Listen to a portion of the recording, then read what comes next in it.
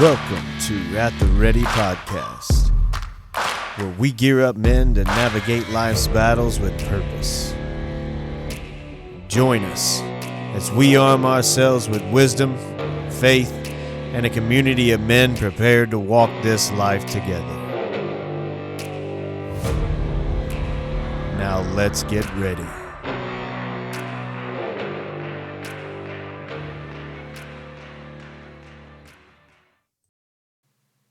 On this episode of At the Ready, I sat down with Jonathan Harms. Jonathan and his wife, Katie, they have an amazing story. A story of loss, a story of faith through the loss, a story of medical mystery and walking with God through that whole thing, and how they had faith through it and they didn't turn away from him. It was a good time to hear the man side of the story. You know, a lot of times when couples lose a baby, everybody surrounds the mother, and that's good, and they should, but the father's lost a child too. Or when the wife is going through medical problems, us as men, a lot of times we want to fix it, and if we can't, what does that look like? Who do we turn to?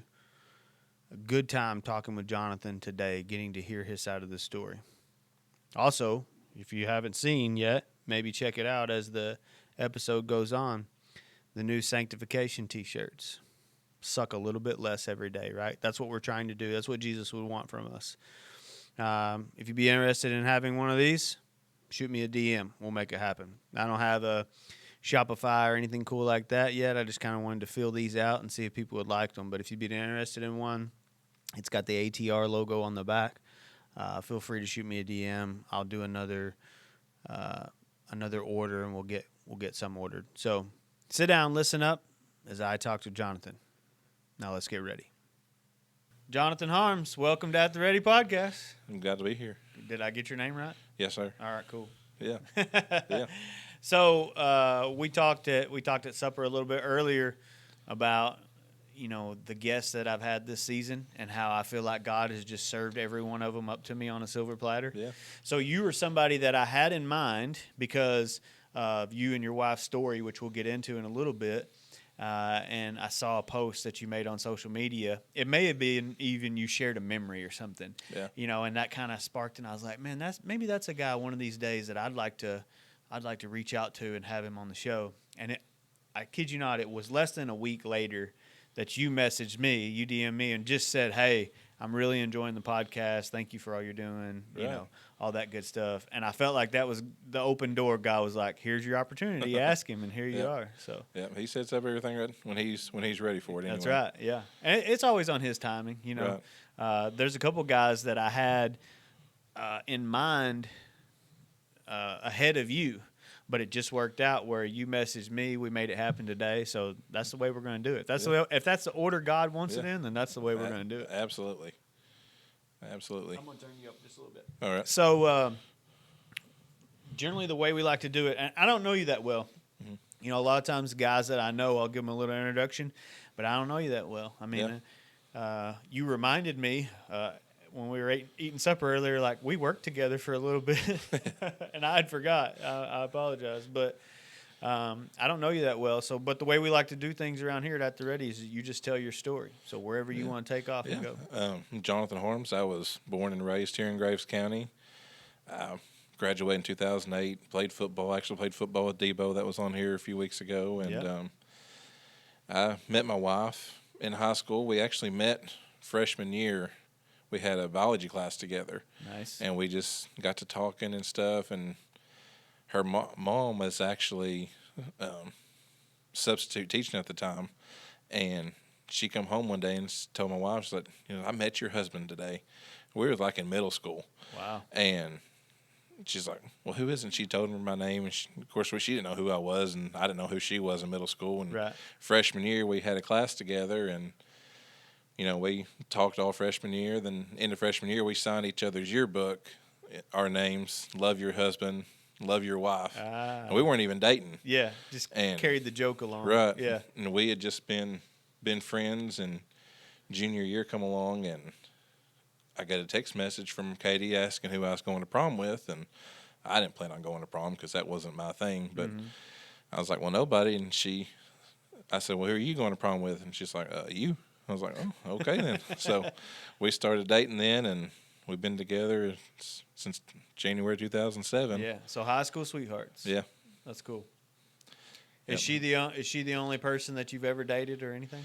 Pretty much. Like, I've talked to a few girls, before, and we actually split up the summer, like between our junior and senior year, and I kind of hung out with some girls that summer, and it just never felt right. And then we got together, started senior year, and I knew she was my person, So, and we've been together ever since, and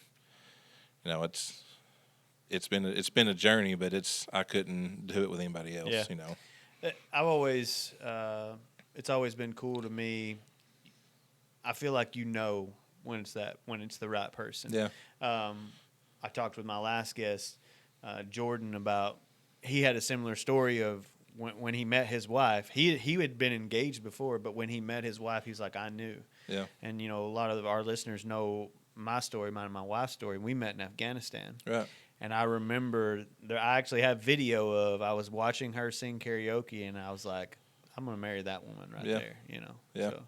Yeah. God's always got a plan for who we're meant to be with, and like we didn't have some fancy engagement or nothing like that. We were in college and went to the riverfront downtown Paducah, and we were just sitting there, and I didn't even get on knee. We were sitting in a car. I just pulled out the ring and asked her, and we got married in 2010. We got married pretty young. We was both 20. Yeah, because I'm older than you, and that's the year me and my wife got married. Yeah. Yeah. Yeah, but we, I guess, 2010 to 2012, everything was great. Around 2012, she started having some health issues, and we'll get into that later, I guess. But, around 2012, she, wasn't able to work, and we were trying to figure things out, what was going on with her and stuff. And I guess that's when I met you for the first time. I was working with, the Millers Construction and stuff that summer. Yeah, so I had, when I got home from Afghanistan, I started doing construction, and I started working for Jamie Miller's his name. And they had a construction company. And, man, those are great family, great individuals. Yeah. I've credited them, both Jamie, the older brother, and Timmy, the younger brother, they have a big role in the man I became. Right. Because they were good, godly men. And when we did construction, not that they tried to jam it down your throat, but there was going to be conversations about God and about being good men, and it was just a good environment to grow up and work in. And so I worked for them for several years, and then you reminded me that when I got the job I have now, I was working swing shift, so I would still work for them some here and there, extra money and stuff. Yeah, that 2012 was actually, I guess it was July 2012. We were working on a house in Dublin, and it was like my second to last day to work before school was getting back into swing, and because I had worked as a special ed assistant at the time. And we were working on a house in Dublin. We were putting a roof on the house, and they had the platform, on the forklift, well, whoever drove the forklift that day didn't put the forks in the platform. So they had the platform up with the ladder leaned against it, and I went to go down to get a bundle of shingles, and as I stepped to the side of the platform raised up, and I come real close to falling about 20 feet, and I had been battling salvation, I guess, since, we started going to church in Priorsburg. I guess 2018 my wife grew up there, but I started going with her when I graduated high school. And I'd been battling salvation and stuff since then, and we got married and, went through, continued going to church and stuff, and I just kept battling, and I guess right then I just felt like, it's kind of a wake-up call. Yeah. Like, I could have just died right then. Yeah. Yeah. And I think that happened on a Monday, and the next day was my last day working with them because I was fixing to start back to school. Well, that Thursday of that week, I was going to a men's thing in Paris, Tennessee called Iron Man. I don't know if you've ever been to. I've heard of them, but I never been one. But Ike Murphy from Enon was down there preaching that night, and I just knew then I was tired of battling, and that close of a call, like, you know, I knew, like, if something was to happen, I was going to hell, you know. So that night is when I gave my life to Christ. That's awesome. But so when you say battling, what you really mean is God was drawing you to Himself, and you were fighting it. You were fighting the drawing. Of course, I had grown up in the Catholic Church, and, you know, I had, for my first part of my life, I was told, you know, you've been baptized already, you've done all this, and, you know, that wasn't, you know, how it should be, I guess. You know? Yeah, so you had religion, but no relationship with exactly. Christ. Yeah. So what did that walk us through that a little bit? Did you already know going into that Thursday night? Did you already know I'm going to talk to somebody about Christ, or it was in the back of my mind. It wasn't. That's not why I went, or that's not what this is what's going to happen, you know, tonight. But, you know, when after his message and stuff, I just knew, you know, this I can't do this no more. You know, the pride and stuff of, you know, that I had in me the whole time, I had to let go.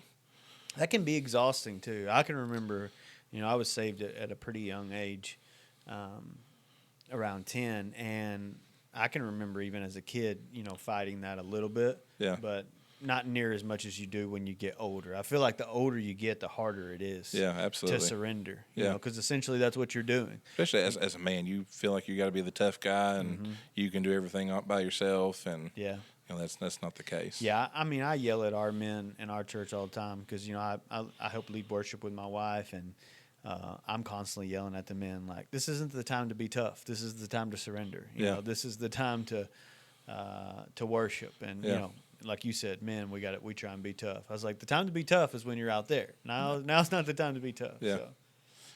Yeah. So how old were you about that point? I was 22. 22. Yeah.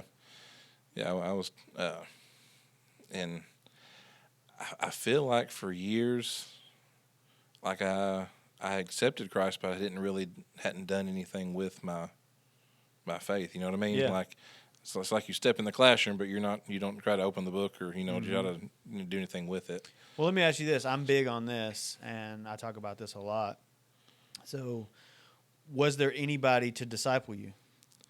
Like, you know, you go to this Iron Man thing, and you know, I don't really know how it went down, but I'm sure they did an altar call, right? And you surrendered to the Lord there. Yeah. Was there a path to go from there? Did they try and help you? Like, hey, we should get you plugged into your local church, yada, yada, yada. We had, like, one of the deacons is kind of the one that leads, you know, everybody going down there and stuff. And I had spoke with him, but then, you know, once we got back home, I'd talked to my pastor, and, you know, a couple of weeks later, I did, you know, got baptized. Yeah. And so, but yeah. That's about it. See, that's one of the things that I don't want to say bugs me, but it does a little bit of, you know, the Great Commission, Matthew 28:18-20. Jesus says, go and make disciples. He doesn't say go and tell people about me, and so that they can be saved, right? They can get that eternal gift, and then run off and leave them. Right. This is a lifelong process. Exactly. The discipleship process is you need to be walking with somebody, and that looks different for every person. You know, you might have maybe a mentor that helps disciple you, or it may be a group thing through a Bible study or whatever. But I feel like, man, we set a lot of people up for failure when we want to get them saved, dunk them in water, and then kick them out the door. Good luck. Right. Have fun with your life. Yeah. You know what I mean? Yeah. And so I feel like people flounder for a long time until they kind of find their way. You know, people will eventually find their way, but we could make it a lot easier on them if we just discipled a little bit better. Yeah. Like I said, you know, you get them saved and baptized. Okay, our job here is done. You know that, but you know, I feel like I'm learning there's a lot more to that. Absolutely. The older I get, the more I realize, you know, like you said, it's a lifelong journey. You know, and like me, I feel like I'm still really young in, you know, learning the Bible and everything like that. So, well, and what I try and explain to people too is there's no finish line to this. Right. Like there's no standard in the Bible of, okay, if you read the Bible from front to back 5 times, you've made it, you've arrived. Yeah. You know, there are people who get multiple doctorates in just one book, Mm-hmm. you know, meaning the Bible. So there's no finish line to this. We are students of the Word until the day we die, or the Lord comes back, whichever comes first. You know, so I try and encourage people of, don't feel like because you're not where I am that you're failing. Like we're going to be doing this until the day we die. Yeah. Just enjoy the process. Right. You know, we're always learning, constantly learning. You know, you should always be learning from somebody, and then you should be trying to teach somebody always. Right. You know, I like how you said, like, I felt like I wasn't using my faith. What did you mean by that? I feel like, you know, like I said, I got saved, got baptized, and then I didn't go out and share. Like I didn't. Like we're called to be the hands and feet, and I feel like, you know, I wasn't really moving and doing anything. I got you. And it really went on for years until I kind of got involved with doing stuff with the youth in our church, and you know, doing what I can to disciple them, and I feel like that's kind of my cause. I've always like enjoyed working with young kids. Like I coached football in the middle school for over 10 years. Yeah. I mean, it's awesome to see the growth that happens from them coming in as 6th graders, you know, until they're ready to go to high school as, you know, the end of their 8th grade year. Right.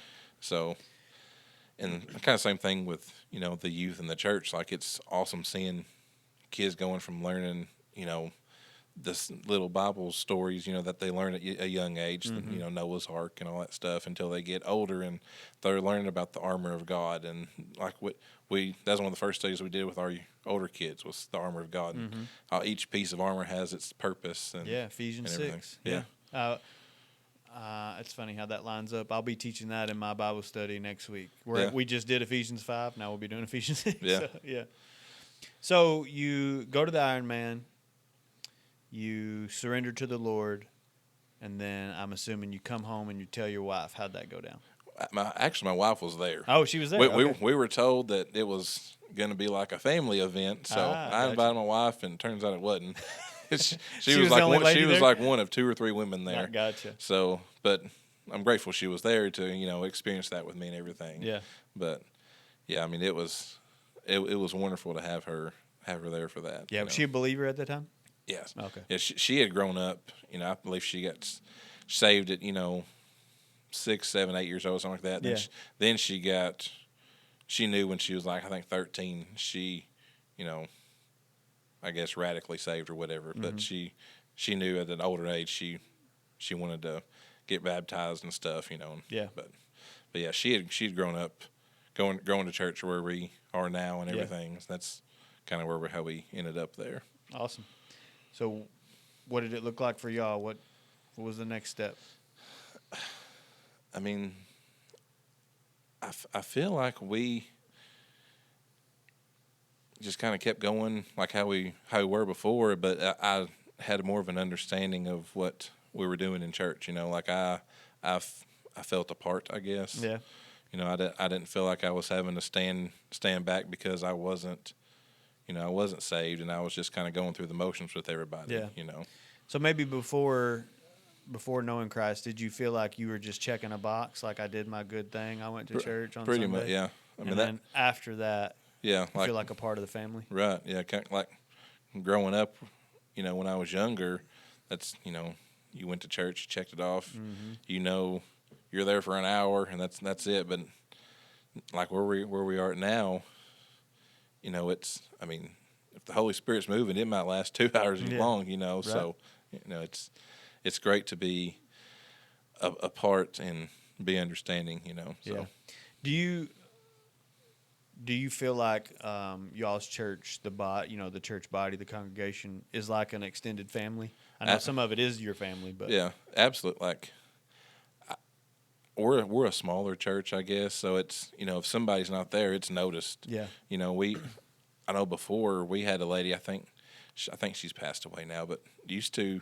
If you weren't in church on Sunday, you're getting a letter in the mail Tuesday or Wednesday saying, you know, I missed you. Yeah, or something. She's going to check on you? Yeah. That's awesome. So, yeah, but I think our church is which I'm sure there's several churches in Graves County like this, but Mm-hmm. like I said, it's your family, you know. So yeah, some of my closest family are not my blood, and they go to church here with me. Like I said, I teach a Sunday night Bible study, and it's mostly couples, but the age range is wide, from early 20s up until 50s and 60s. But I try to do well as the leader of the group. Our allotted times like 6 to 8. And we study the Bible, but there's liable to be people still out in the parking lot at 10 o'clock just standing around talking. I'm like, I try to be respectful of y'all's time, and then y'all still hang out till 10 o'clock, so we can bust the Bibles back out if y'all want. But it's because they're family, and you hadn't seen them in all week, or maybe you missed a week, and it's just refreshing to see. People crave relationship, and crave that family dynamic. And like I said, you don't have to be blood family. Like, you said those parking lot conversations are, it might be so-and-so's in the hospital. Well, what room is she in? What so-and-so has surgery? Okay, well, can I do dinner for them this night? And that's how our church is. Like, I know when we had our children, we didn't have to cook a meal for 2 weeks because somebody from church was bringing us supper that night. Nice. So that's awesome that they step in. That's what being a family is, and hands and feet and helping out. So what was next for you and Katie after that? I guess after that, we were wanting children. Mm-hmm. We were told we couldn't have children.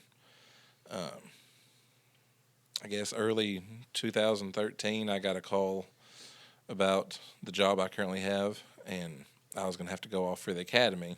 We didn't know when that would be and stuff, and we were going to start foster parenting classes. Yeah. So the academy, what do you do now? I work for the Department of Juvenile Justice. Yeah. I work the juvenile place here in Mayfield. Gotcha. But yeah, at that time, I had to go to Richmond, Kentucky for, I think, 6-7 weeks, for the academy. And we were going to start foster parenting classes. Well, it fell in line. Foster parenting classes was the same time I was going to be going to the academy. Mm-hmm. So we knew that, maybe we could take the classes later or something like that. So I went through the academy. I graduated on Thursday or Friday, started work that Sunday. Well, that following Tuesday, we got a call asking, hey, I know you guys have struggled to have children. We have this child that's fixing to go back to foster care. Would you be willing to take her? Mm-hmm. And it was kind of a quick thing. We're like, let's meet her, So we went. I actually had to work, so my wife and her mom went that night and met her, and Cadence was ready to go that night. She had already had her bag packed, and so a young girl. Yeah. How old was she at the time? She was 4 at the time. 4 years old. And we're like, well, let's talk about this and stuff. Maybe you'll come spend the night with us this weekend or something. Yeah. So that Friday we met and we picked her up, and she'll be 16, or she just turned 16, and we've had her ever since that Friday we picked her up. So picked her up for a sleepover and never took her back. Right. Huh? But her name's Cadence, and she's been a huge blessing. Yeah. So what made y'all decide to get into fostering versus like just try and adopt? Because a lot of times when couples can't have kids, their first thought is, well, we'll look into adoption. We had some friends that we've known that had went through the foster classes and stuff, mm-hmm. and they told us, a lot of children in the foster, area, they need adopting. Mm-hmm. There is, a lot of cases to where you have to give them back. You have them for a short amount of time. Their parents, get better or whatever, and they get to go back to their parents. But a lot of times they're stuck there. Yeah, and we just wanted a child. It didn't matter if it was a baby or a 15-year-old kid. Mm-hmm. We just wanted to, our own child and to make a difference. And so I think that's kind of why we went through the foster program. Well, I know too, like adopting can be expensive. Yeah, really expensive.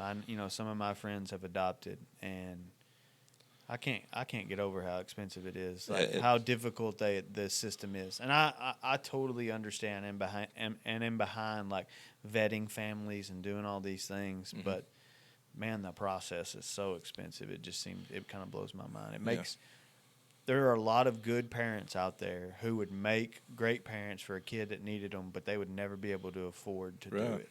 Yeah. So I didn't know if that was a part of it. Maybe you thought, okay, go through the foster system, and then you can adopt through that, and it's not as expensive. Yeah, I think that too. Like I said, it's a lot cheaper.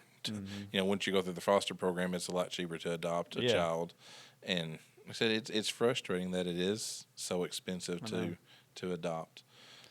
There like I said, there are tons of good, and I know some intimate details because I've had a few friends.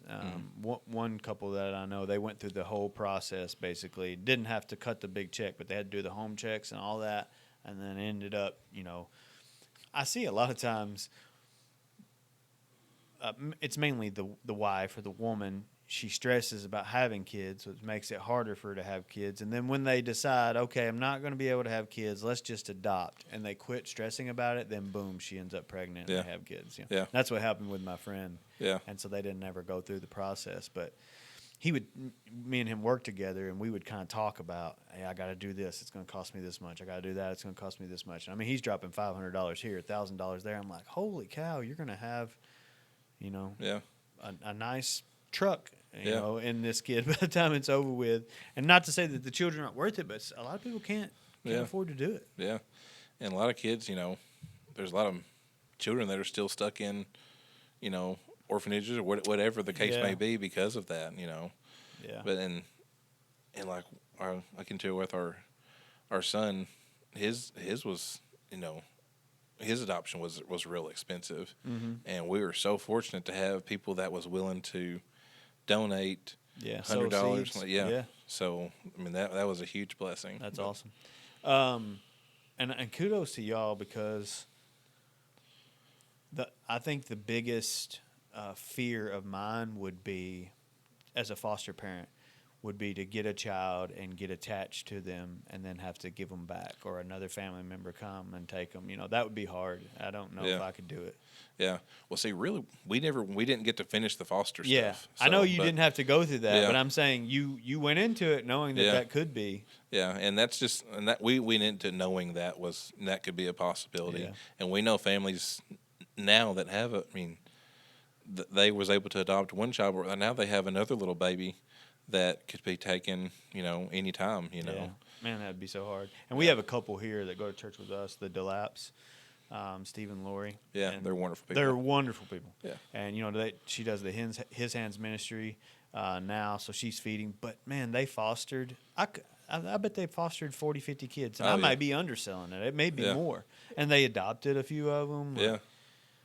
But just to go through I can't imagine. Yeah. Yeah, there's another, like the Millers, their sister Teresa. Yeah, she's adopted several, and I guess she went through the foster care too, but she's had several like that. Yeah, I think altogether they've got like 11 or 12 kids. Altogether they've adopted. So it's crazy, but I'm glad God didn't call me to that, because I don't know if I could handle it. Yeah. I'm sure He would equip me if He did, but I don't know if I could handle it. Yeah. I would be afraid for somebody who tried to take my kids from me, Right. So, yeah. All right, so you get Cadence? Yeah, is that right? we get Cadence. Everything, everything great. And like a few years later, we were kind of wanting, another child. Mm-hmm. I think Cadence might have been 7 or 8 maybe at the time. And we had the opportunity twice. One was to bring home a pair of boys, and it just wasn't going to work out. And then we had another opportunity to get another little boy about the same age as Cadence, and his circumstances were a lot like hers, and we didn't feel right with it. And so we was like, let's pray about this, because we had to have a decision made by January of that year. Yeah.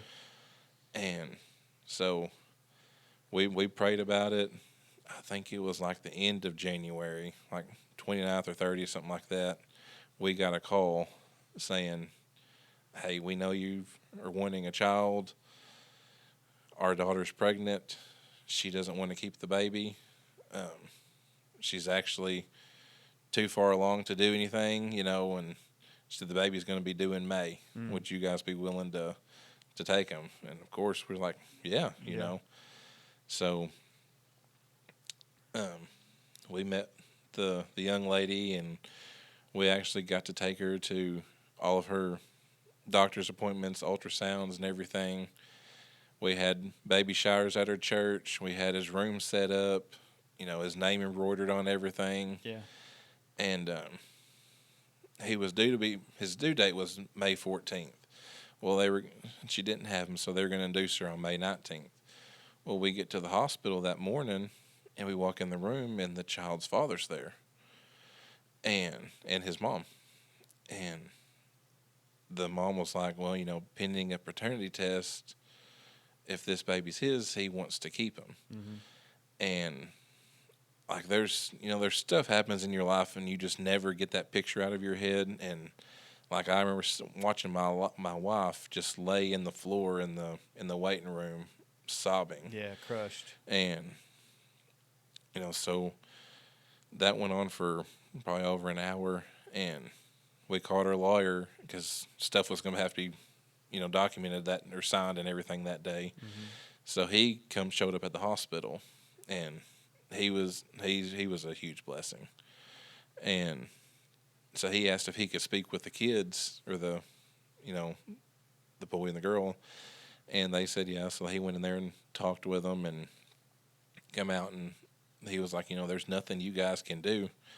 If this baby's his, then he legally he can take him. Yeah, you know? He has the rights. Yeah. Yeah.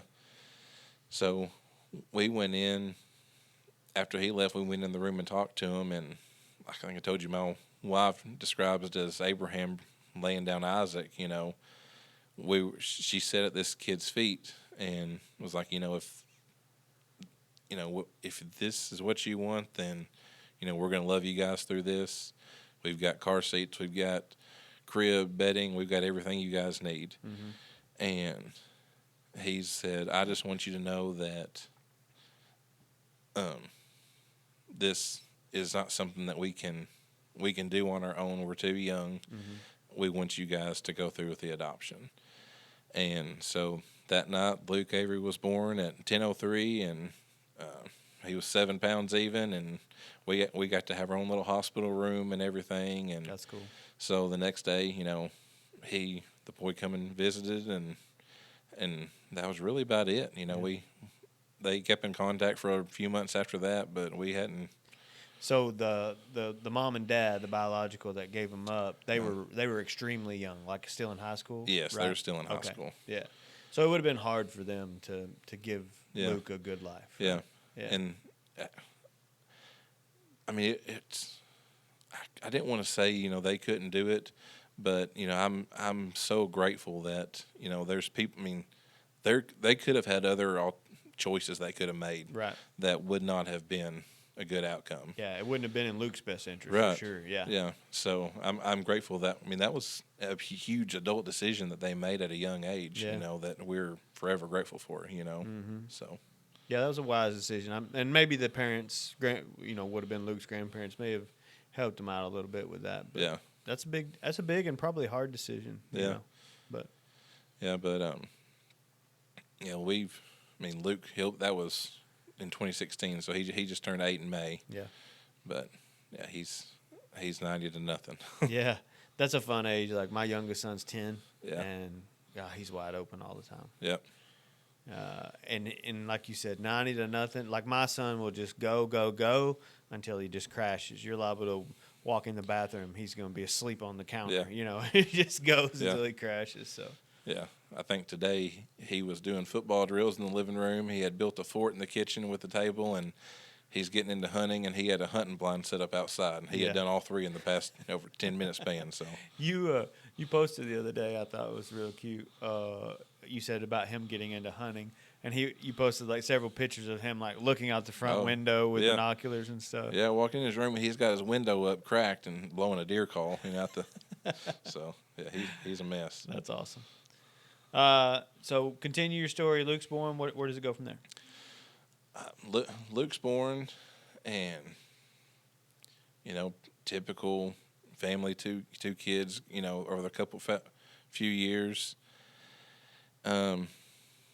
like I said, in 2012, my wife had some health issues. Like she had lost complete strength. Like I was having to pack her, from room to room. Mm-hmm. She couldn't pick up that glass of water, and we didn't know what it was. We had taken her to the MS clinic in Nashville. They pretty much told her she was crazy. They saw nothing wrong with her, and that got better. And then a few years went by, it kind of happened again. Mm-hmm. And the next time, I think, was just like on the left side of her body, like no strength at all. And so having to pack her around, and she had met a friend, and her friend had got us. Anyway, let me back up a minute. 2012 or 2020, this, she had another one of these episodes, and they thought she had something going on. First, they thought her appendix ruptured because she was having severe stomach pain and everything. And she spent like 26 days in the hospital at Murray. Dang. And they were doing nothing but loading her with pain medication, like morphine and like real high stuff. Yeah, I think this is kind of when your story was highlighted to me through social media. You know, you were starting to share some stuff, and I think this is when I remember kind of starting to watch this play out. Yeah, and honestly, I don't know why we started sharing stuff. I don't know if it was kind of like a cry for help because we've been told us, we were crazy, didn't know what was going on, and, just looking for somebody to kind of help us and give us an answer, And she spent 20-something days in Murray, and she had a friend that lived in Bowling Green, and she knew an immunologist, and he did something else that she had a lot of faith in, you know. So she got us an appointment with her like a week later, and we went up there, and he referred her to a neurologist that was in Bowling Green. And he's like, let's try this. It was called a 5-day loading dose of IVIG, which it's a human antibody infusion is what it is. Okay. And what it does is it pretty much puts good antibodies in your system to fight whatever you've got going on inside. So they're thinking it's neurological? Yeah. Okay. That he kind of had an idea that it was something neurological going on. Okay. So we go up there for this, loading dose or whatever. And while she was up there, he ran a bunch of tests on her. He ran some blood work, and that was like the first day. And like day 3, he went in to do a muscle biopsy of her leg. So he did that, and like that afternoon, he come in and said, if I had got the blood work back in time, I wouldn't have even had to do the muscle biopsy. He's like, we have a diagnosis. So for 10 years now, we've been looking for something, right? To figure out what was going on. He's like, we have a diagnosis.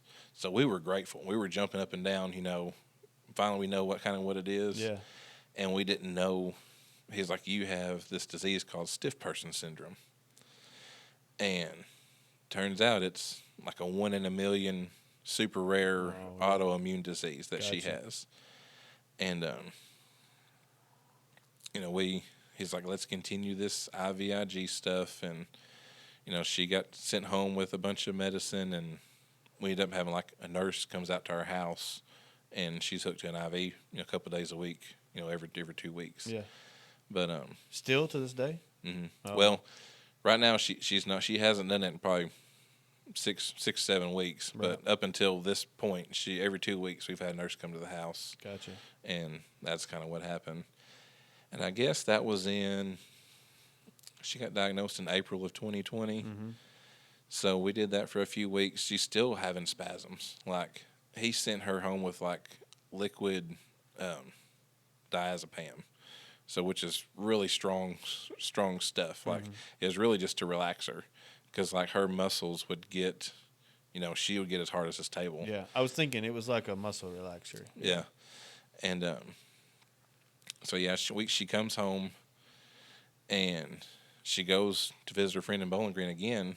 This is like the end of May, and these spasms pick up, and it's like every 20 minutes she's having severe, like, it's, when I say spasm, you think of like, I don't know, like a Charlie horse, something like that, but it's like that times 1,000. So it's worse than that. Okay. Oh yeah, like her, and it's every muscle in your body, like your core, your neck, your fingers, your everything. So her whole body stiffens up.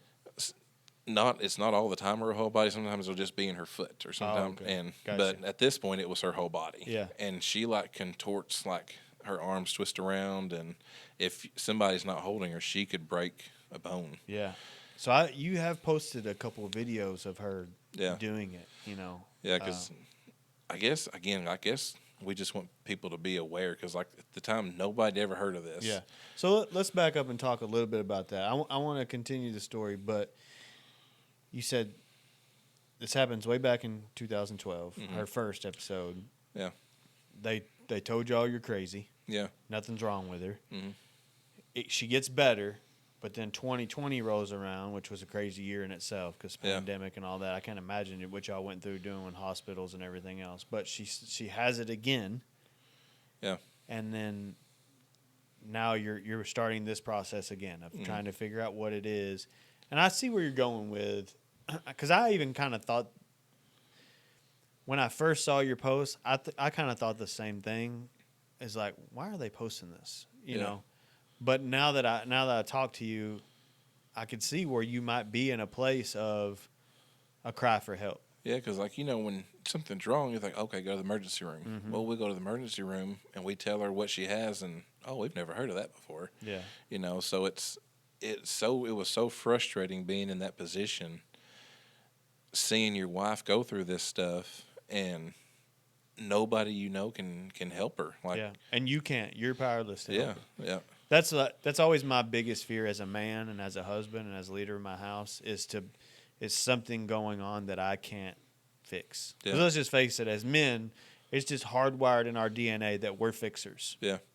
You know, your wife has a problem or your wife's venting to you. You're just waiting for the part to where she says what you need to do to fix it. Yeah. You know, most of the time as men, that's what we're doing. Yeah. I'm sitting there nodding and waiting for the part to where she's like, and I just need you to do this. I'm like, gotcha. I'm moving on to fix it. Yeah. But here you are, a husband, and from what I know of you, a good husband.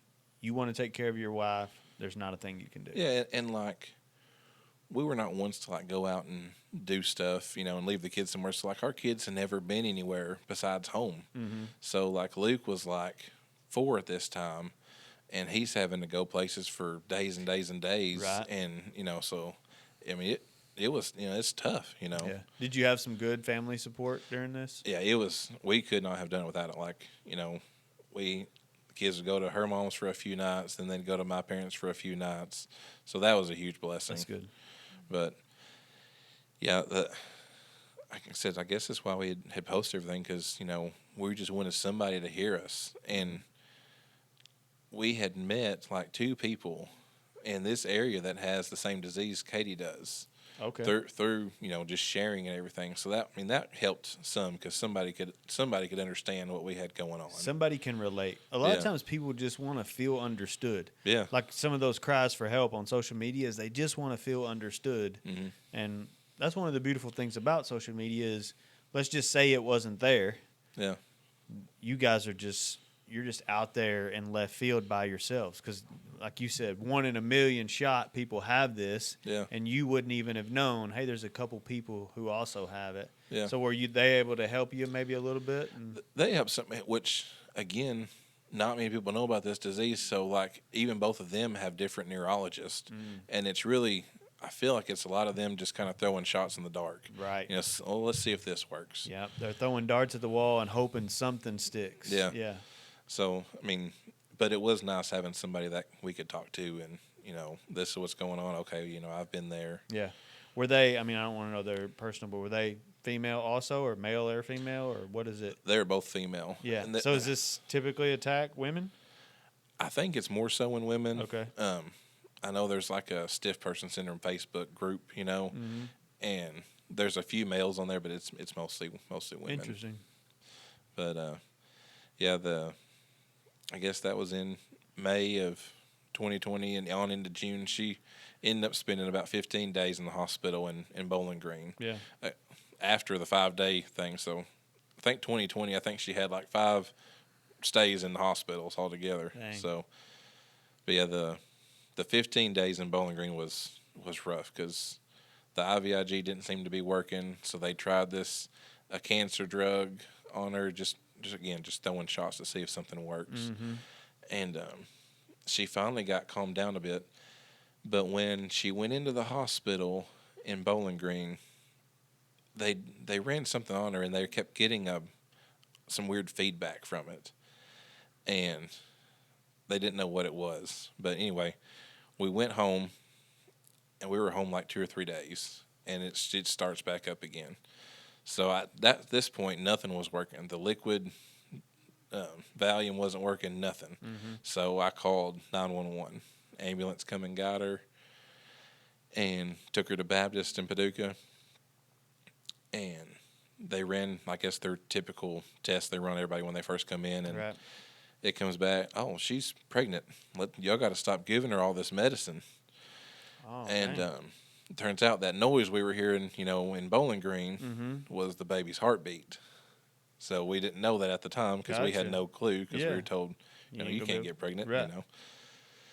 So that was, I guess, middle of June or in June, something like that, when we were told, you're pregnant with 12 weeks along, Yeah. So what did they do for, like you said, you're pregnant, you can't take all this medicine. That's what we were told. Yeah. So she stopped everything, and like her body straightened up, and the way her neurologist described it was the baby had half of my antibodies and half of her antibodies. Therefore, the baby was fighting off all these symptoms Wow. that she was having. That's interesting. Yeah. So he told her, stop the IVIG, stop the muscle relaxers, stop everything. Mm-hmm. So that happened, and like 3 days later, we got to find out the gender of the baby. Mm-hmm. So we found out she was pregnant with a little girl. Mm-hmm. And, we had, of course, got the crib set up, started buying clothes and everything with her name on it and everything, And I guess August of 2020, she was right at 20 weeks. Mm-hmm. And our daughter was going to a new school for the first time. She was going to be in 7th grade. Mm-hmm. So it was her first day of school, and we were outside taking first day of school pictures, and my wife goes in to use the restroom before we could take her to school, and she comes out and says she was bleeding. Mm-hmm. So we're like, don't panic. You got it was the day of her anatomy scan too. Mm-hmm. It's like, we'll go do your anatomy scan and see, what's going on. So we get up there, and turns out she's dilated like 2 centimeters. Oh, that's not good. Yeah, soon, and yeah. she was right at 21 weeks. So her OBGYN or whatever they're called didn't. He's like, there's nothing we can do. You have a tear in the sac or whatever, and you're leaking amniotic fluid. We can go take you up here, and this is just, it's going to be like this. Well, that was her specialty. She had a specialty OB because of her stiff person syndrome. Right. Well, her regular doctor was like, no, we're going to try all this stuff, see if we can get get everything stopped and, go from here. So they sent me home. She sent me home to get clothes because we were going to have to stay in the labor and delivery for a while. Yeah. And on the way home, I was listening to the radio, and a song from the Afters come on called Broken Hallelujah. Mm-hmm. I don't know if you've ever heard that song or not. I don't think so. One of the lyrics in that song is, I don't know what your plan is, but I know you'll make beauty from these ashes. I think I do. The lyrics, I'm better with lyrics than names. But it was on K-Love. Yeah. We knew what could potentially come of this, but, we were praying, because, my wife's gone through all this struggle. We were told we couldn't have a kid. This baby was our mountaintop, Right. This is what we've been praying for. And this is, we thought this is what we were promised, And so she's in labor and delivery for 2 or 3 days, and they keep checking the fluid, in the sac or whatever, and it just keeps going low and low and low. And eventually the baby's heart rate started dropping. So they come in one morning, it's August 27th, and they're like, you're going to have to deliver. So the chances of survival was like slim to none. What? How many weeks is she now? She was like 21, 22 weeks. Wow. Yeah, that's young. I think they said 23 weeks. Her chances would be like doubled, like it would have been a lot. But anyway, we went on that morning, and she ended up having to deliver, and of course, it didn't. Nothing was going good, I guess. Yeah. But anyway, Micah Kate was born at 1 pound and 1 ounce. Wow. She was born, and she ended up having like a brain bleed with all the trauma and stuff that was going on and everything. But we got to spend, every minute we could with her until she passed away. So she lived for about 99 minutes, and she passed away while I was holding on to her. Yeah. So that's tough, man. It's probably the toughest thing we've ever gone through. Yeah. Yeah, I'm pretty sure your wife just posted this memory like a couple of days ago, didn't she? Yeah. Yeah.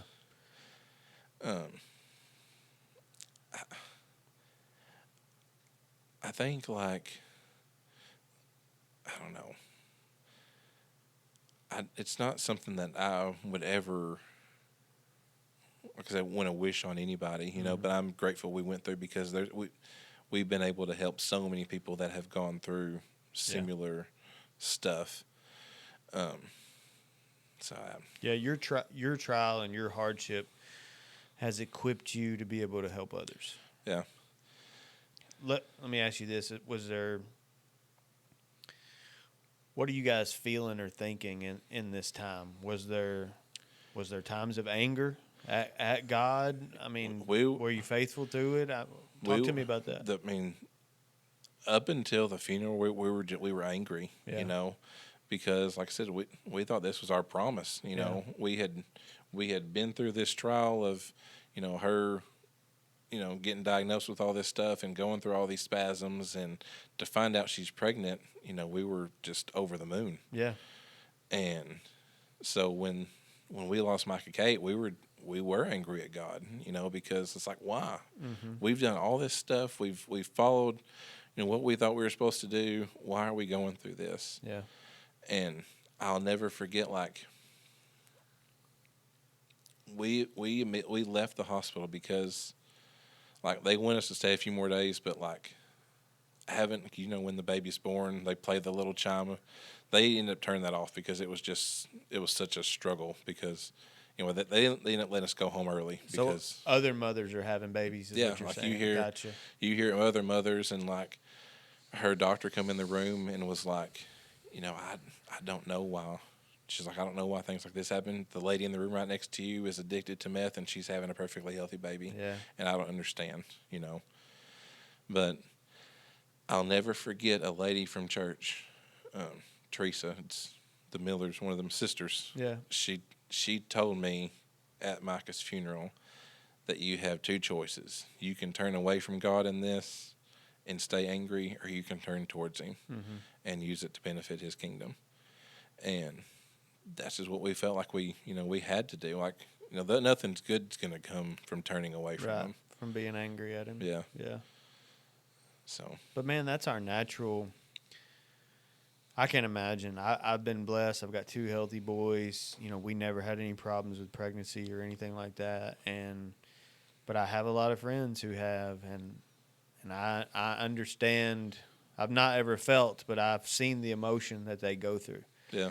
And, the tears and the anger, the frustration, the asking why, especially when you feel like you're following in God's will. Mm-hmm. This is what you have for us. We're doing it. And then this happens. Why? Yeah. Of course, it's just our nature to ask why. Why is this happening to me? Yeah. I think it's hard to do, but it's easy. It's easier once you finally just let go and you think, okay, I see this much of His plan, and His plan is so much bigger than what we can actually see. Yeah. And I think going through that was a big part of learning that, you know. So yeah, these are times where we learn hard lessons, and we don't understand why. Usually until later. Yeah. Sometimes years later. Yeah. And then you look back. You know, at that point you have the privilege of hindsight. You can look back. I do it on my life all the time. You know, nothing near like that, but things happen in my life, and in the moment I'm like, why the heck is this happening to me? And then a year later, you look back and you're like, I see where you were working there, God. You were moving pieces, you were moving things around, and now I'm here. Yeah. And I wouldn't have been if this would have happened. You know? Yeah, like, I remember like that night. I think my wife posted, you know, the big thing about losing Micah and stuff, and it wasn't a couple hours later we got a message from a lady. She didn't even know. Like somebody had shared it, and somebody read it that said we didn't even know her. Yeah, and it was how she had been struggling with her faith, and you know, she saw that, you know, our faith, that you know she wanted to trust in the Lord, and you know, she got saved because of all that. Yeah. Through that circumstance with y'all, she come to know the Lord. That's powerful. Yeah, and like we don't do it to get followers or nothing. It's because you know, there's people that deal with stuff like this and it doesn't get talked about. You know, people shove it under, and then they struggle with it because it's not discussed. You know, so man, that's a lot of the reason that I even started this podcast, is because as men, a lot of times we just keep pushing it under the rug, keep shoving it down. Don't let that bubble up out. That's not what we're about. Keep pushing it down. And don't get me wrong, I think men should be tough. Yeah. But part of being tough sometimes is talking about the hard things. Yeah. You know? And so, I mean, that's a big reason I wanted you. You know, Katie's pretty vocal on her social media about what she goes through. And you even told me she's came and spoke at some of our ladies' prayer brunch, I think they call them. I don't go to them because I'm not a lady, obviously. But, you know, you've told me your wife has talked at several things. And I thought, man, wouldn't it be cool to get what were you going through during, you know, get your side of the story. Yeah. Because, of course, Katie's the center of it. It's happening to her, but you're a part of it just as much as she is. Yeah, I think, which, I mean, it doesn't really bother me, but like, you know, like I said, and this time everybody's, you know, sympathizing with Katie, and, you know, but the men doesn't get, you know, focused on. Yeah, absolutely. You get forgot about. Yeah, and I didn't really think about that point until it was like brought up to me or nothing. But you know, it is struggle because it's easy to put your focus on everything else going on, and you don't really deal with, you know, you lost a child too. Yeah. You know, so it's that part was tough, but I don't know. I mean, I think staying busy, you know, with everything that was going on kind of helped, but helped change the focus a little bit. Yeah. Yeah. So, what was her name? Micah Kate? Micah Kate. Micah Kate. So after you had Micah's funeral, where'd you guys go from there?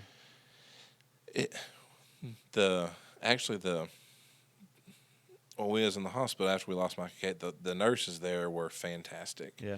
Like I'm grateful we had them. Like they took pictures of Micah, and they took pictures of like little butterfly wings on her, and they gave us this picture of, or a poem about a little butterfly and stuff, and it'll like tear your heart out, you know.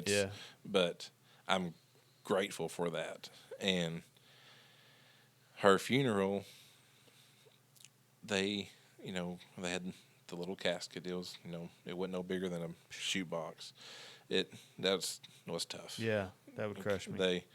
They're like, well, there's the funeral home offered a box for free that, and I was like, no, I can't do that. So they had a little casket, but they shouldn't even make them that small. Yeah. But anyway, at the funeral, they had all these flowers set up in front of the casket, and there was a butterfly that stayed on a particular thing of flowers the whole time.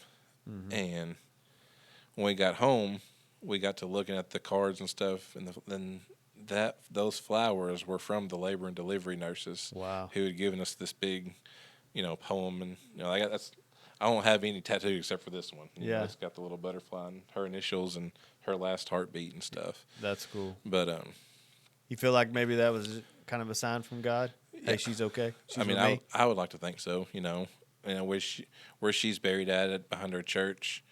She's buried towards the back of the cemetery, and to the kind of catty corner from where her headstone is, there's a bunch of butterfly bushes, that they planted for that, so that's kind of been our, thing with that. But yeah.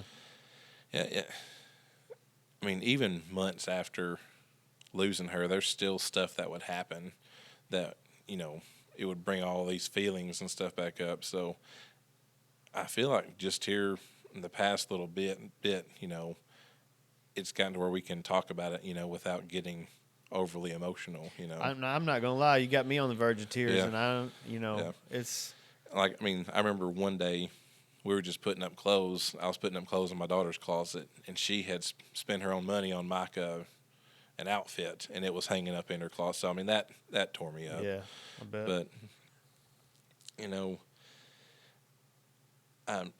I would never want to do it again, but I'm so grateful we did go through all that because, we can help people and some good has come from it. Yeah, absolutely. Yeah. That's why I kept going back to that song. I don't know what your plan is, Lord, but I know you're going to make beauty from these ashes. Yeah.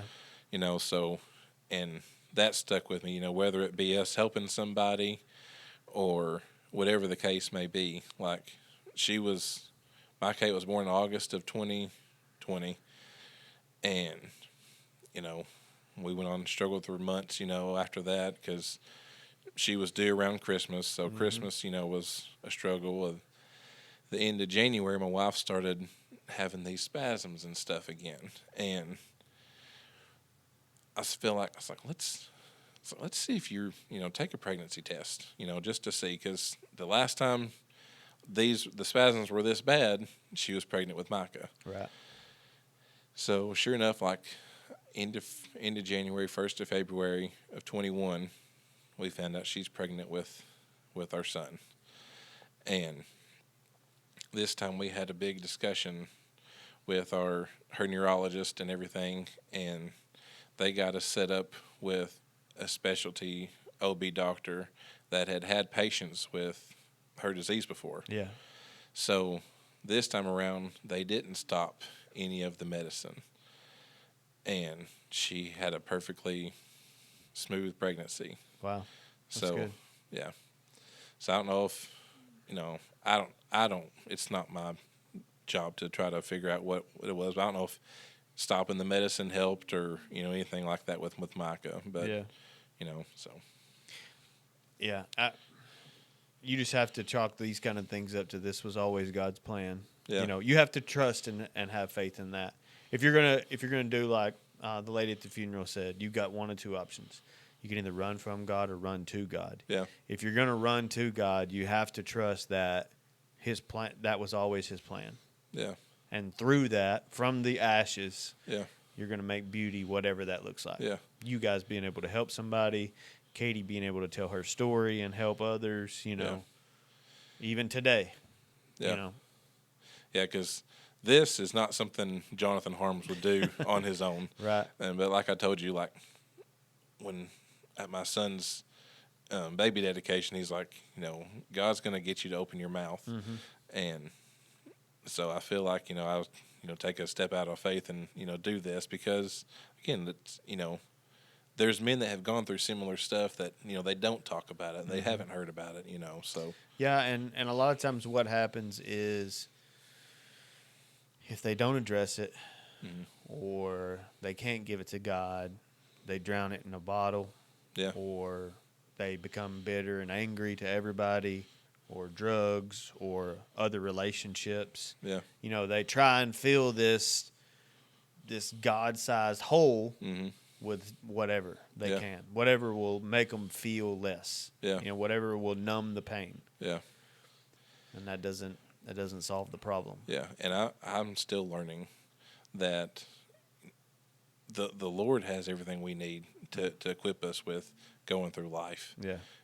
And so many men struggle with trying to find things, like you said, the bottle or whatever it might be to fix these things. And, like I said, this podcast is something that, we can use as men to uplift each other and reach out to each other, so. Was there ever any times during this where you had those temptations of like, I just don't want to feel anymore?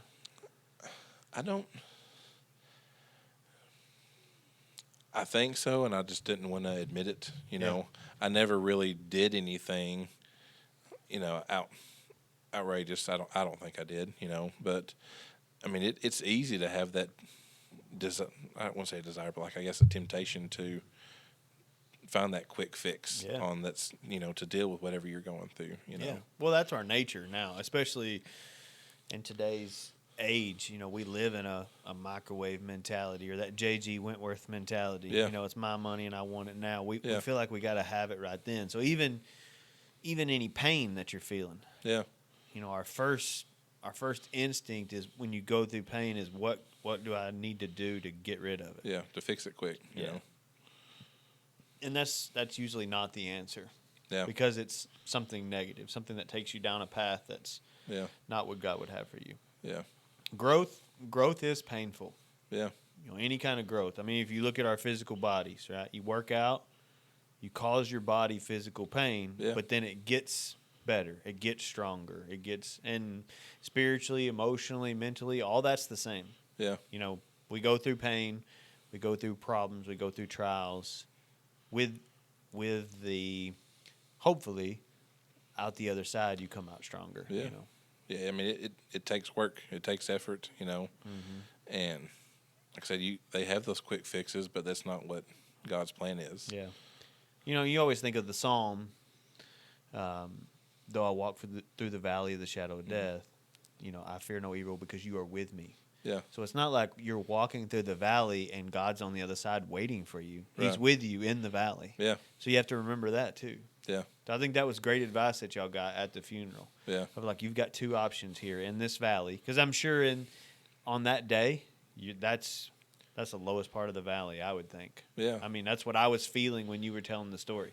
Yeah. I mean, because at that point, within 6 months' time, my wife has gone through all this stuff. She's got this crazy diagnosis. Mm-hmm. She gets pregnant. We lose the back. Like, what else can be thrown at us?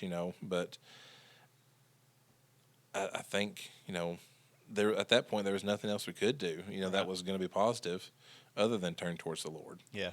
So, did you ever hit that point of like, well, there's nowhere to go but up from here?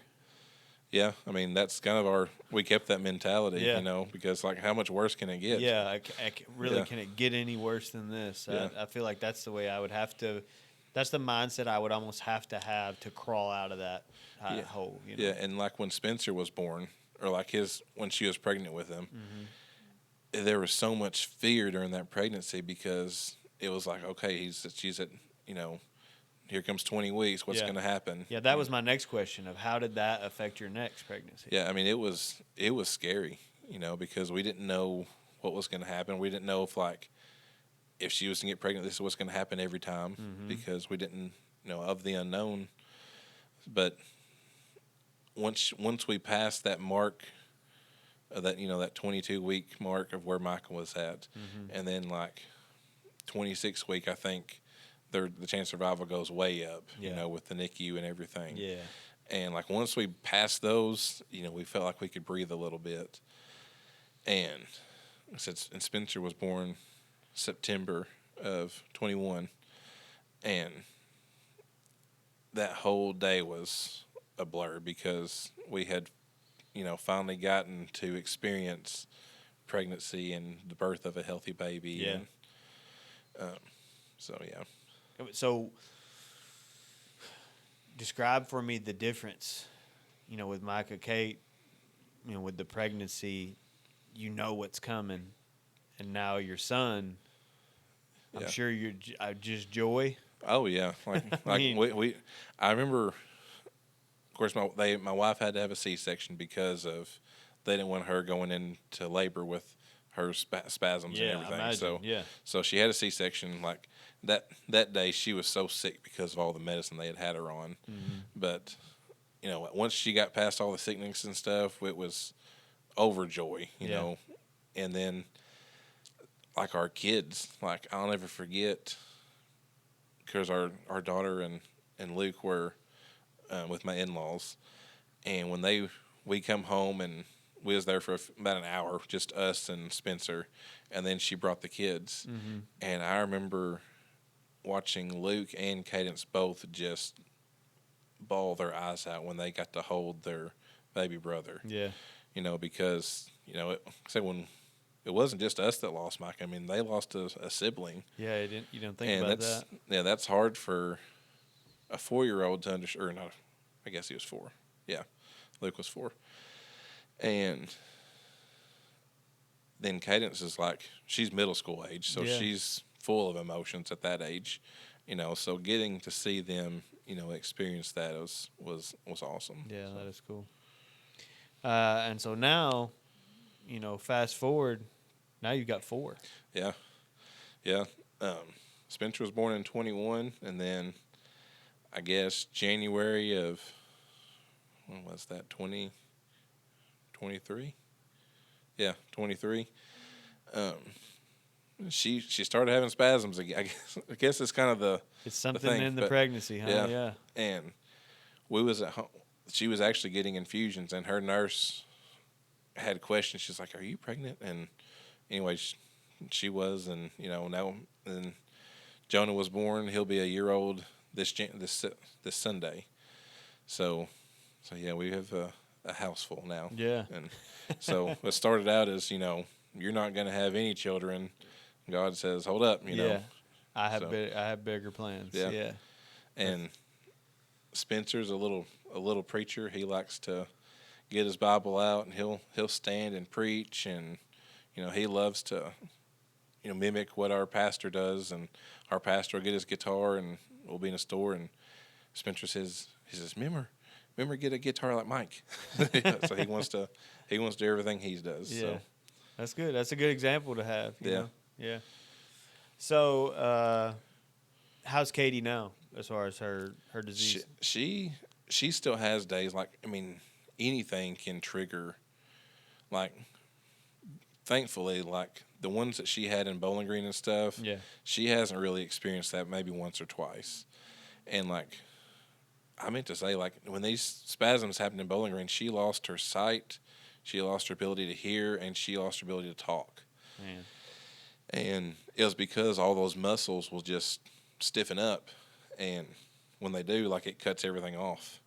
So thankful that's only happened, a few times here and there. Yeah. So, but at that time, she can't communicate at all, right? No, the way we were communicating is we started out writing stuff on paper because she couldn't talk or hear nothing. So we would do that. Well, then when she lost her sight, I would get her arm, and I would write stuff on her arm. Gotcha. And she would write it back. But she was also on so much medicine, it was hard for her to really, Yeah, she's a little bit loopy and stuff. Yeah. Man, I can't imagine that. So she hasn't had any of those big spells recently. No, but anything can trigger it. She'll still have spasms to where she can't hardly walk, or she can't hardly pick up anything. She can't carry the baby. And those can happen from a weather front to a loud noise to flashing lights. Anything can trigger them. Wow. I remember, not this last Super Bowl, but the Super Bowl before, Spencer had went to reach for a cup and almost knocked it over. And I hollered to get his attention. Mm-hmm. Well, that triggered her, and she had a spasm right there in the chair because of that loud noise of me yelling. Dang. And so we've really learned over the past few years, watching the weather and watching how things go on at home, and it's helped a whole lot. Yeah. There's a big weather front to come in. Okay, something might happen, with your body, but we know not to panic now because it'll eventually get better. But, Yeah, but that's still got to be hard on y'all as far as you almost feel like you're living your life on eggshells or tiptoeing around. Yeah, we try not to focus on it too much because she don't like to talk about it. Yeah. Because it's it's tough. Yeah. But we focus days she feels good, we go and do stuff. We go hang out at the lake or whatever we can do because we've heard this is a progressive disease, but we have a mighty God that can fix stuff That's too. right. Amen. So yeah, you have to live with that belief. You Yeah. have to trust, and I always think of every time I hear stories like yours, because if I'm being honest, man, I haven't had to experience anything like that, nor has my family. So, but every time I hear stories like that, I think of the man who brought his son to Jesus. He brought his son to the disciples first, and they tried to cure him, and Yeah. they couldn't. And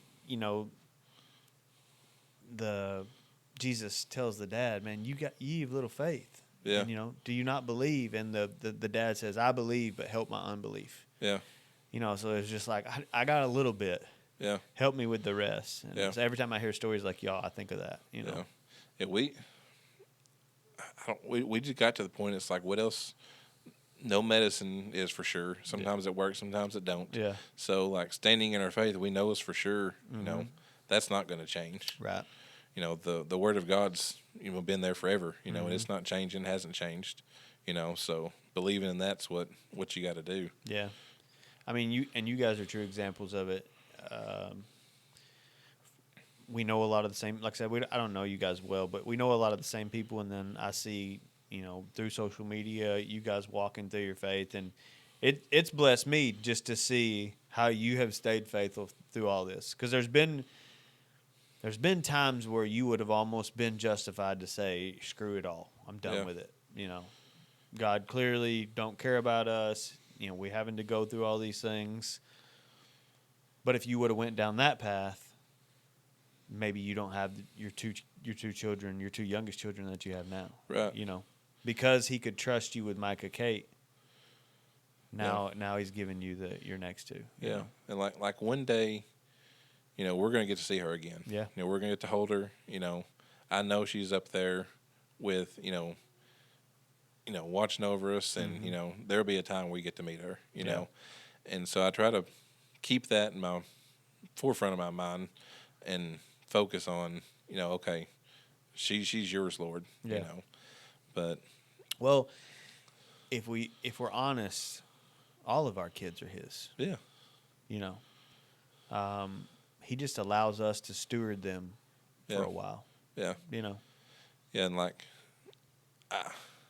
we try really hard to, I wouldn't say shelter our kids, but we try to keep them focused in the Word and positive movies and music, and they love that now. Yeah, that's just good parenting, man. I'm telling you. Yeah, our daughter's 16 and she'll read reviews on a movie before she even watches it. So just because she wants to keep her mind clear and the old saying, garbage in, garbage out. Yeah. Good in, good out. Our eyes are, our senses, they're the gateway to our hearts. Yeah. So you watch a bunch of filth, guess what you're going to be thinking and doing and all those kind of. I catch my own self on that. Yeah. It's easy to do. Yeah. If I'm spending too much time on social media, or if I get down. You know how you get down rabbit holes? You can watch one video, and before you know, you watch one cat video, and before you know it, you're watching whatever, Yeah. But it even affects like my mood. Yeah. Or how I treat my family, or how I act. Mm-hmm. And I'm fortunate enough now that with age and study and scripture, I'm becoming more wise, and now I'm fortunate enough that I'm like I recognize that. Yeah.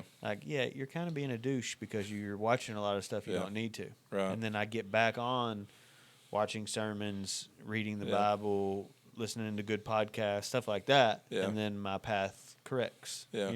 Yeah, I mean, whether we focus on it or not, our kids are watching us. Yeah. So the Lord's trusted us with 4 kids that we're called to raise up for the kingdom. Yeah. So we try, but it is hard to stay in the right mindset all the time, because it's easy to watch the news and get focused on stuff that's going on in the world, and it's all especially negative right now, the election and all the crap we got going on. Yeah, so we try hard to be good leaders for our kids. For that's what we should do. We should be the example.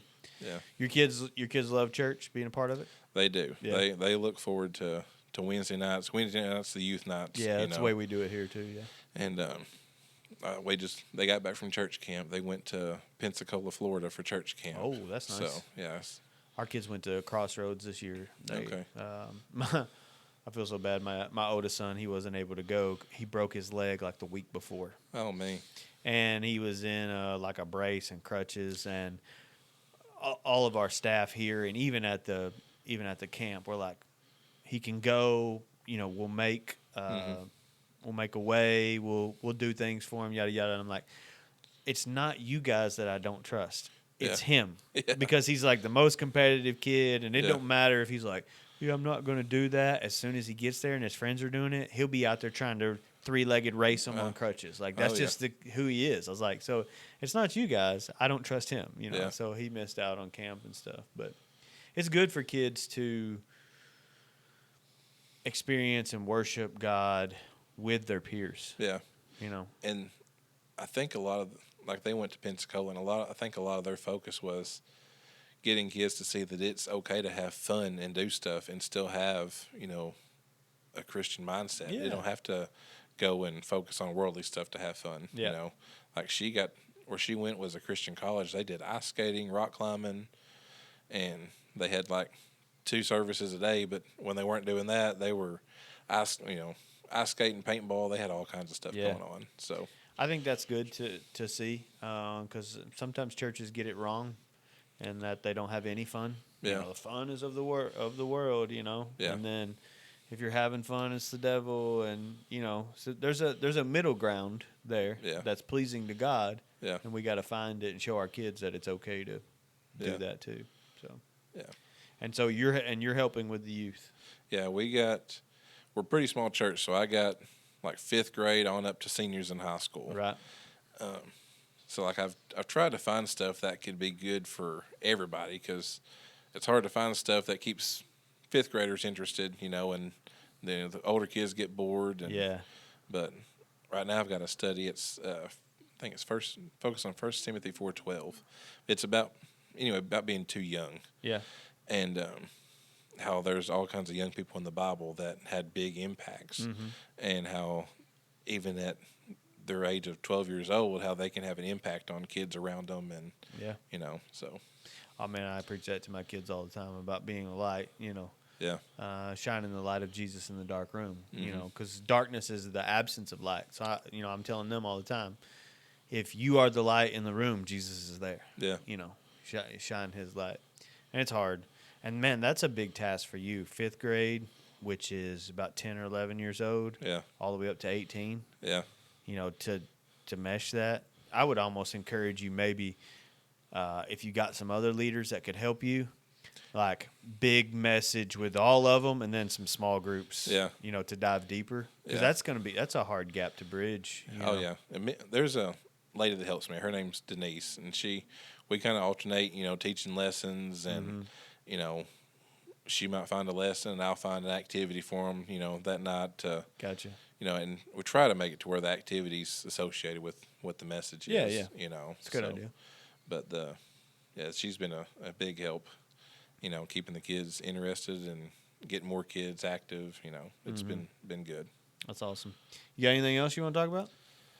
Not that I can think of. Yeah. I mean, it's been good, man. I appreciate you sharing your story. Yeah. And your side of the story. Yeah, I'm grateful I got to be here. Yeah. I mean, like I said, we've heard Katie's side. I think it was good to hear the husband's side, especially with the 2 big things you went through: loss of a child, which everybody gathers around the mother to support, but the man hurts too. You lost a child too. Yeah. And then especially with what Katie's been going through, I know she's the one going through it, but through those things, you're dealing with stuff too. Yeah. Especially as a man, as a husband. Yeah, and you got to find a balance, because yes, you still got to be there for your wife and be there for her while everything's going on, but you still got to take time for yourself to grieve and So have you found any? I know we're trying to wrap it up, but this just kind of came to me. Have you found any support with like brothers in Christ? Yeah, I mean, there's our men at our church is, pretty close knit. Yeah. Like but before every service, the men get together and pray and talk to each other. And, That's good. they have, which it's a struggle for me to get there with, the kids, but every other Monday they have men's group, so, and anytime anything's needed at church, or with somebody at church, it's nothing but a text message to any one of them, so it's been good. That's good. I think it's imperative that men have a few. Yeah. You got to have a few people that you can lean on and talk to and do all those things. Yeah, one of my favorite scriptures is Proverbs 27:17. The iron sharpens iron. Yeah. So I focus on that a lot because for so long I didn't really talk to nobody, and it's a struggle trying to deal with that by yourself. I've learned that having men to talk to and uplift you, life goes a lot smoother. It does. So. Yeah, both ways. I mean, having someone that you can talk about with, that, like a brother that you can be there for, having even like a spiritual leader, spiritual father, a mentor, something like that can kind of help guide you. Those are important. Of course, I know that you have older gentlemen that you go to church with there, and I know those men well. So I know that they're good men that can help lead and guide you. Yeah. But then also having those guys that, Chad Robichaux, I've said this before. Chad Robichaux says you got to live in the plus, minus, and equals. So Chad Robichaux's he's a Marine recon guy, think Special Forces, but the Marines, and he's got a podcast. And he says you got to live in the plus, minus, and equals. Yeah. So plus meaning somebody further along than you, somebody greater than you. So like a spiritual father, a leader. Yeah. The minus would be somebody that you're pouring into. So maybe for you, the youth. But you got to have those guys that are equals. Right. Brothers in Christ who can rally around you. Yeah. I mean, you can call them what you want. Some guys call them your 3 a.m. friend. Yeah. Right. Somebody you can call at 3 a.m. and they're going to be there for you. Yeah. Or I've heard it as your corner toters. The paralyzed man who his friends all grabbed a corner of his mat and took him up, tore off the roof to get him to Jesus. Yeah. Do you have those friends? You have somebody that can grab your corner, the corner of your mat, and get you through. Yeah. What ends up happening is, as men, a lot of times we try and be tough. We try and when you're going through things and you try to be tough, what you end up doing is you end up isolating yourself. Yeah. And then because of that, then you're free or fair game for the enemy to attack you. Right. But if you surround yourself with men, even when you're hurting, they can kind of keep you in the middle of the group, of the herd, and then you're safe. You can work through whatever you got going on, and then you move on. Yeah. I think it's vital and necessary. Yeah. I wish I'd have learned that at a younger age, but I'm so grateful. I'm grateful I've learned that now. Dude, I'm 38. I'm knocking on 40's door, and I haven't had it forever. Yeah. One of the things that that I see happen with men a lot, and you can probably attest to this a little bit. Our situations are similar but different. So when I was in the military, right, I had a band of brothers who had my back. Maybe not spiritually, but in the fact that I always knew I had guys who had my back. Yeah. And that made things more bearable. Because in the military, you do some crappy things. A lot of times we call it embracing the suck. Yeah. Because a lot of the things that you did sucked. Right. And so, but it was easy to embrace the suck because you had other people going through it with you. Yeah. And so you just trudged through it together. Yes, it did suck, but I got guys on my left and right that are going through it with me, so it makes it easier. For you, I think of like football. Yeah. I was going to say, I know your son plays football, Yeah. and that's something he's going to learn, that, that class he grows up with, some of those guys I haven't talked to in years, but I know it'd be nothing to call them up and say, hey, I need this, or, hey, how you doing? Or just run into them at Walmart and you pick up that conversation like, like it was 10 years ago or however long it's been. So, yeah. What happens is, where I was going with that, is maybe we have that for a time, and then for like you, school's over, football's over.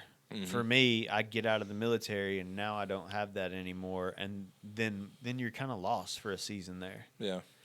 And a lot of men are not good at, okay, I lost this group of friends. Let me go find another group of friends. We're not always the best at that. Yeah, I'm not.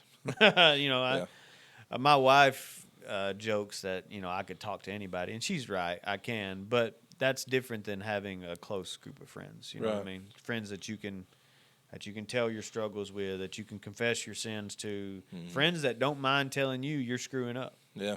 And you hold them, you hold enough respect for them to listen to them. Yeah. You know what I mean? I'm not going to respect anybody. I mean, you're a great guy, but if you come up to me and like, hey, Brad, I seen on social media you're screwing up, and be like, man, you don't know me. Yeah. Right? Right. Yeah. I'm not going to listen to you. Now, my buddy Lee comes up and says, hey, you've been screwing up. I'm going to be like, where at? Yeah. Because I know I trust him, and I know he's been. Or if my pastor comes up to me and says, hey, I see this area in your life where you're kind of slipping, I'm going to be like, where and how can I fix it? Because I trust him, Yeah.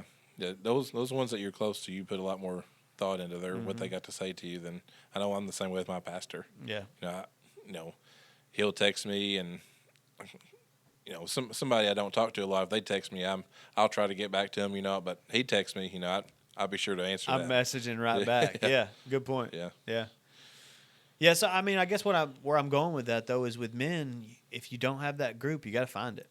Yeah, you got to find it. And once you find it, though, I think you realize, man, I wish I had this, for a long time. You know, but yeah, my point to all this, if you're listening, is learn from our mistakes. Yeah, find that group of friends. Yeah, and keep them close and hold each other accountable. Yeah, check on them, and I know I don't have a lot of friends like that, but I'm grateful for the ones that I'm at work at 2:00 in the morning. They'll text me, hey, how you doing? Just think about you, something like that. It ain't got to be a dozen people. It can be 2 or 3.